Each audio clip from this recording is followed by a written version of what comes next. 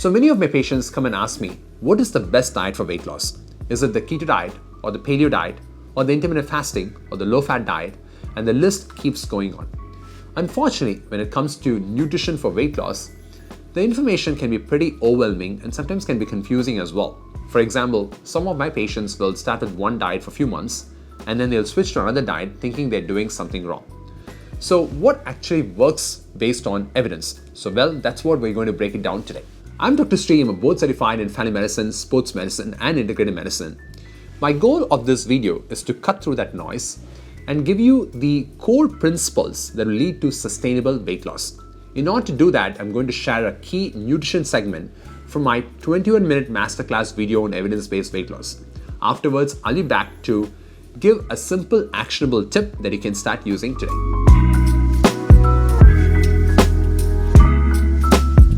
So nutrition is a key component in the treatment of weight loss and it costs nothing. Physical activity is equally important, yet the two must be combined for optimal results. Neither can effectively replace the other. Now let's delve into the topic of nutrition with an evidence-based perspective.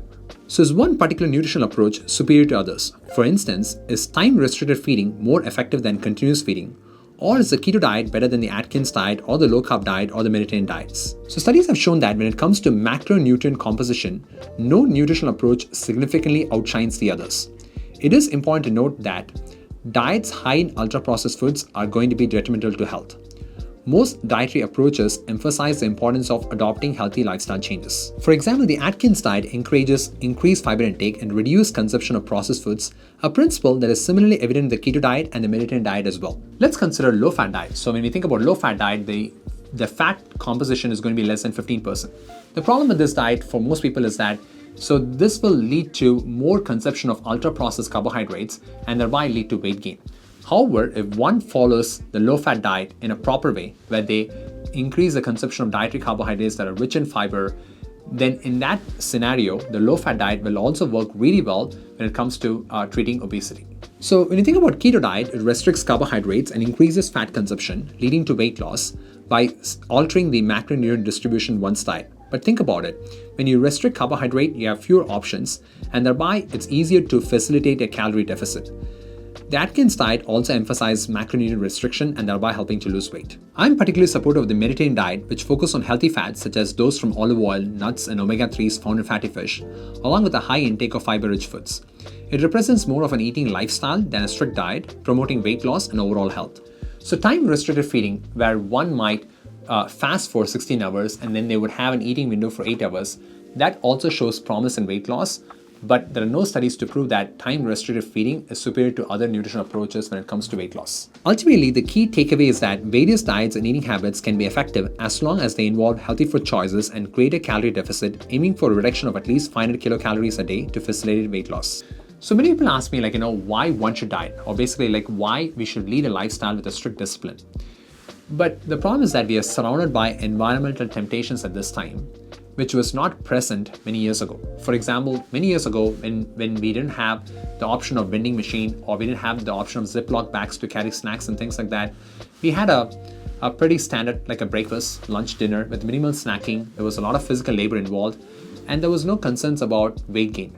But now think about my life. I'm sitting in front of the computer, I can get bored, and there's a vending machine right here that I can go get a snack, and if I don't pay attention, then I can start to gain weight. So which is why I have to implement some sort of discipline in my life to make sure that I'm very careful about gaining weight. So for example, I adopt a time-restricted feeding where I don't eat until noon. So for example, right now the time is going to be almost 1 o'clock. I'm not eating any food at all.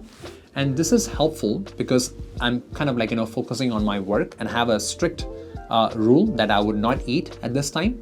So this way I'm not thinking about my breakfast or things like that. And then in the afternoon, I would probably eat some sort of a salad while I'm actually working, so I don't take a lunch break. And then when I go home, I'll have a good dinner. And again, I want to pay attention to my dinner as well because it's easy to overconsume during dinner as well.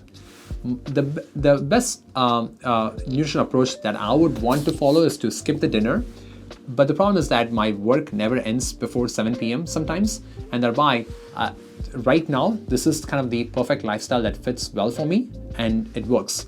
But again, this is what we talk about when it comes to a nutritional approach in treating obesity. You want to pick a lifestyle that works for you. You don't have to pick a lifestyle that worked for somebody else.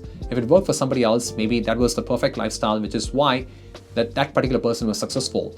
But if that particular lifestyle doesn't work for you, then you're not going to be successful. I see many patients who have found success with restrictive diets like Keto diet or Atkins diet or Paleo diet, but they struggle to maintain the weight loss once the diet ends. This highlights the importance of sustainable practices over temporary diets. If adherence becomes an issue, it's crucial to explore other options, possibly in consultation with a doctor or nutritionist, to devise a plan that is both effective and manageable. This personalized approach ensures a balanced relationship with food and health, tailored to individual needs and lifestyles. Now let's delve into eating habits basics. So the first thing that you want to avoid or completely eliminate is the ultra-processed foods. And that's your biscuits, cookies, donuts, pizzas, and sweetened beverages and so forth. These are loaded with empty calories, they don't have much of a nutritional value, and they increase the risk for weight gain. The next recommendation is to increase your fiber and protein intake. Both nutrients are satiating, helping to curb appetite effectively. By focusing on incorporating more protein and fiber-rich foods into your diet, along with carbohydrates that are high in fiber, you can make healthier dietary choices. So if you want to know how to make sure that you choose the right dietary carbohydrates that are high in fiber to help you lose weight, then make sure that you check out the video that is linked in the description box below. Another concept that I stress is the importance of mindful eating. So rather than viewing food choices as a punishment or obsessively counting calories, try to enjoy your meals mindfully. Mindful eating involves paying close attention to your food and listening to your body's cues to recognize when you're full. It also includes being aware of external factors like stress that might influence your eating habits. I've created a detailed video on how to get started with mindful eating, and I'm going to link that video in the description box below. So after focusing on the protein and the dietary fiber intake, the next one is to make sure that you consume healthy fats. Completely eliminate processed trans fats and fried foods and increase the consumption of healthier fat options like nuts and seeds.